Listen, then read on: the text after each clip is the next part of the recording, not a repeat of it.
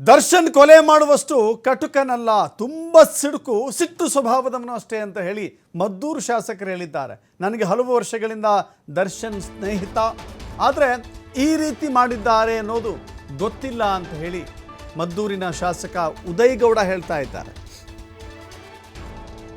ದರ್ಶನ್ ಮಾಡಿದ್ದ ಅಥವಾ ಜೊತೆಗಿರೋರೇ ಮಾಡಿದ್ರ ಗೊತ್ತಿಲ್ಲ, ಇನ್ನೂ ಸ್ವಲ್ಪ ದಿನ ಕಾಯಿರಿ, ಏನು ಅಂತ ಸತ್ಯ ಹೊರಬರುತ್ತೆ ಅಂತ ಉದಯ್ ಗೌಡ ಹೇಳಿದ್ದಾರೆ.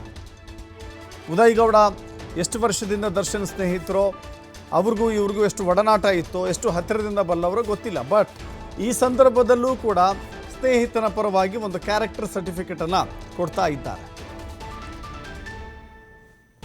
ಈಗ ಹತ್ಯೆ ಆಗಿರೋದು ಖಂಡನೀಯ, ಅದರಲ್ಲಿ ಎರಡನೇ ಮಾತಿಲ್ಲ. ಯಾರೇ ಹತ್ಯೆ ಮಾಡಿದ್ರು ಅದು ತಪ್ಪು, ಇಂಥದ್ದು ಆಗಬಾರ್ದು. ಸೊ ಬಟ್ ಇದರಲ್ಲಿ ಏನಾಗಿದೆ, ಇವ್ರ ಪಾತ್ರ ಏನು, ಯಾರಾದರೂ ಜೊತೆಲಿದ್ದವ್ರು ಮಾಡಿ ಏನಾದರೂ ಇವ್ರಿಗೂ ಅದು ಸುತ್ಕೊಂಡಿದೆಯಾ, ಅದೇನು, ಇದೆಲ್ಲ ತನಿಖೆಯಿಂದ ಹೊರಗೆ ಬರಬೇಕು.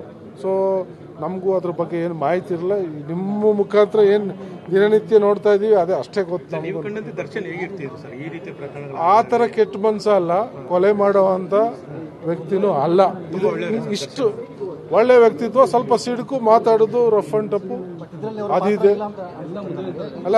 ನನಗೆ ಗೊತ್ತಿಲ್ಲ ಪಾತ್ರದ ಬಗ್ಗೆ, ನಾನು ಇಲ್ಲಿ ಹೇಳಲಿಕ್ಕೆ ಬರಲ್ಲ. ಯಾಕೆಂದರೆ ಇದು ಅಲಿಗೇಷನ್ ಆಗಿದೆ, ತನಿಖೆ ಆಗ್ತಾ ಇದೆ, ಕಸ್ಟಡಿ ಕೇಳಿದ್ದಾರೆ, ಅದ್ರ ತನಿಖೆ ಮಾಡ್ತಿದ್ದಾರೆ.